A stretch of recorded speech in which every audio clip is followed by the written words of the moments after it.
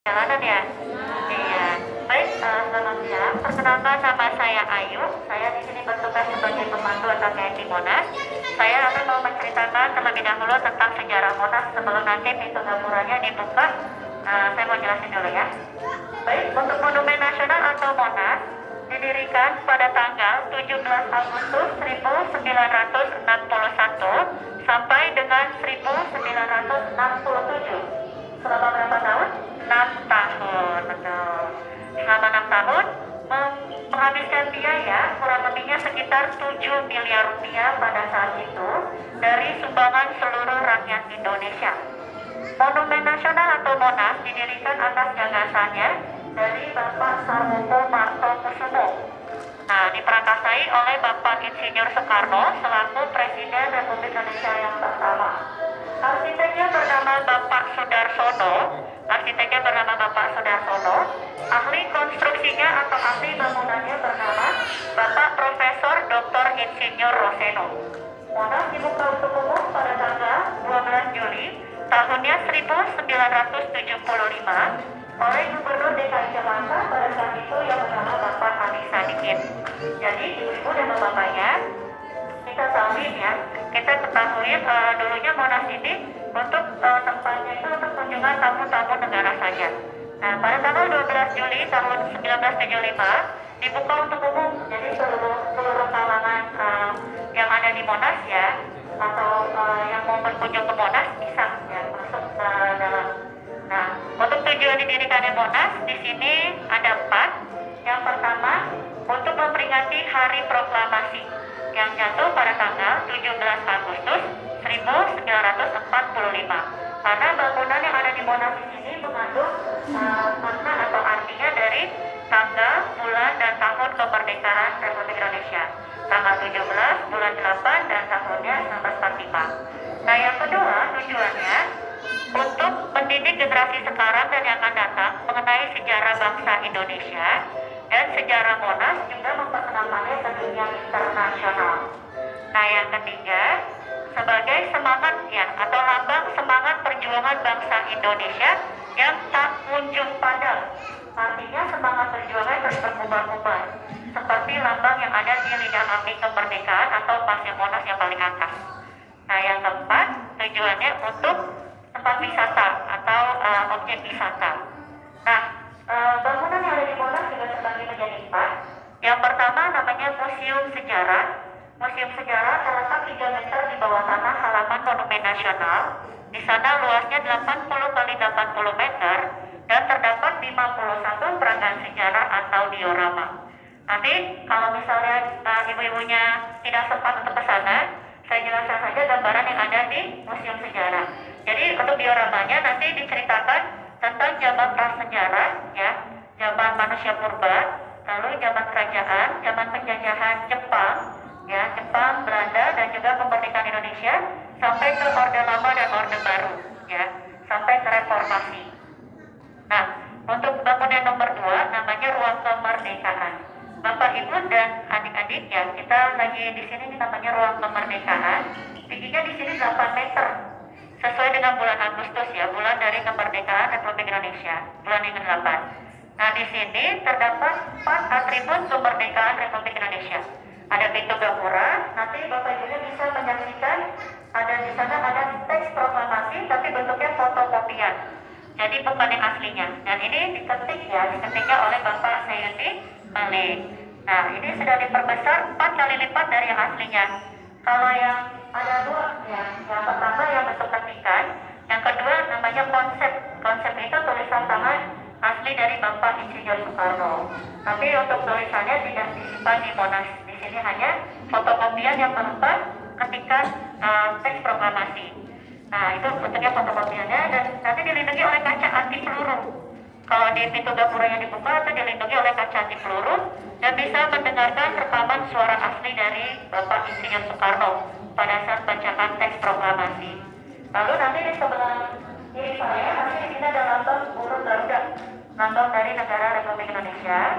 Nanti kita putar lagi ke sebelah sana ada tempat penyimpanan bendera pusaka, dan yang di kanan saya ini yang terakhir adalah peta kepulauan negara Republik Indonesia dari Sabang sampai Merauke.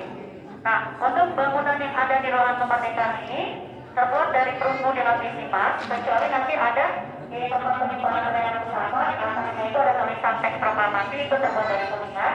Kalau yang lainnya terbuat dari perunggu dilapisi emas. Berat perunggunya di sini 4 ton, ya, sedangkan emasnya 22 kg.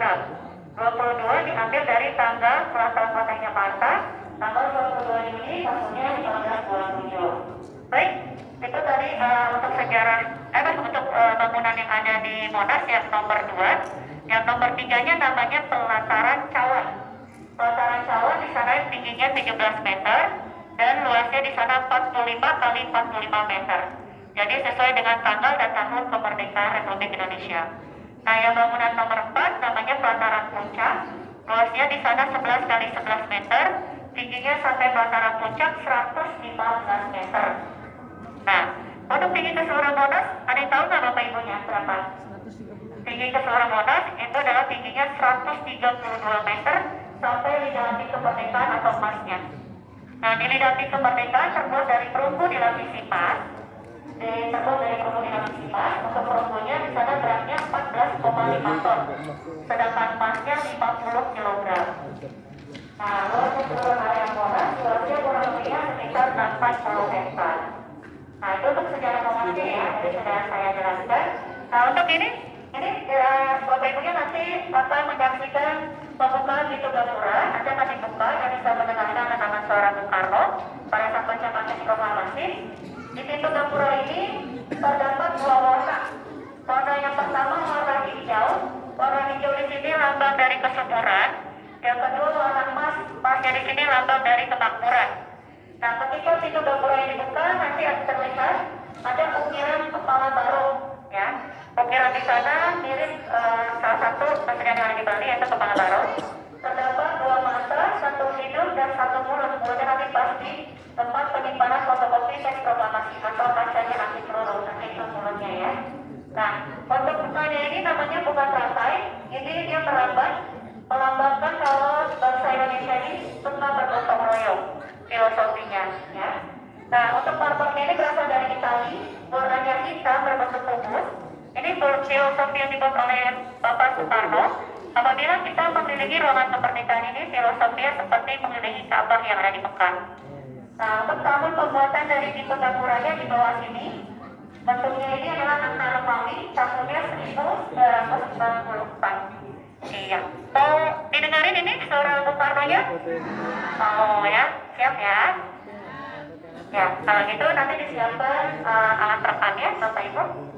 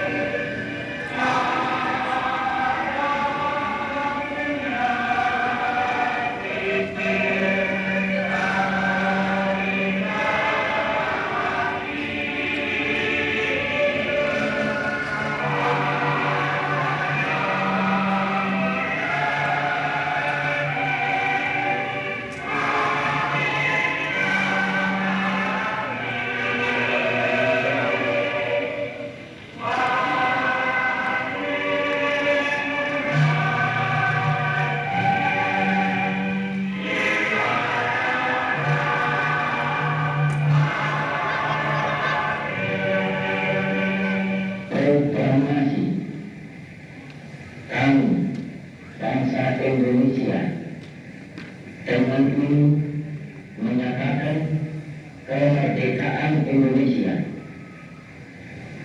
Hal-hal yang mengenai pemindahan kekuasaan dan lain-lain diselenggarakan dengan cara saksama dan dalam tempo yang sesingkat-singkatnya.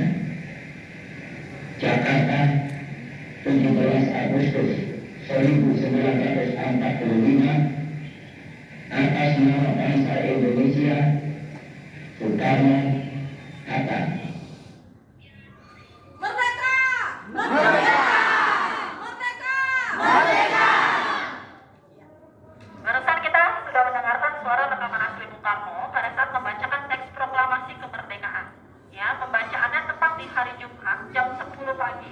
Dan di sini ada teks proklamasi tapi bukan yang asli. Walaupun bukan yang asli, tetap kita lindungi dengan kaca anti peluru. Jadi kaca anti peluru. Ya, teks proklamasi itu ada 3. Yang pertama disebutnya konsep. Masih tulisan tangannya Bapak Soekarno. Itu kita simpan di Istana Merdeka. Lalu diketik oleh Bapak Sayuti Malik. Itu kita simpan di istana di Gedung Arsip Negara di Jalan Cilandak. Dan setelah itu dikopi, diperbesar 4 kali lipat, disimpanlah di Monas. Ya, jadi dilindungi oleh pimpinan kepala barong. Ada 2 mata, 1 hidup, 2 mulut, dan kuping sedikit kuping juga mulut yang terbuka lebar. Ya, ibu-ibu, mohon maaf sekali. Ini kita sebelumnya minta maaf karena untuk rombongan-rombongannya ibu-ibu tadi katanya mau langsung pada pulang ya Bu. Padahal kita mau ajak ibu-ibu ke museum gitu. Tapi kata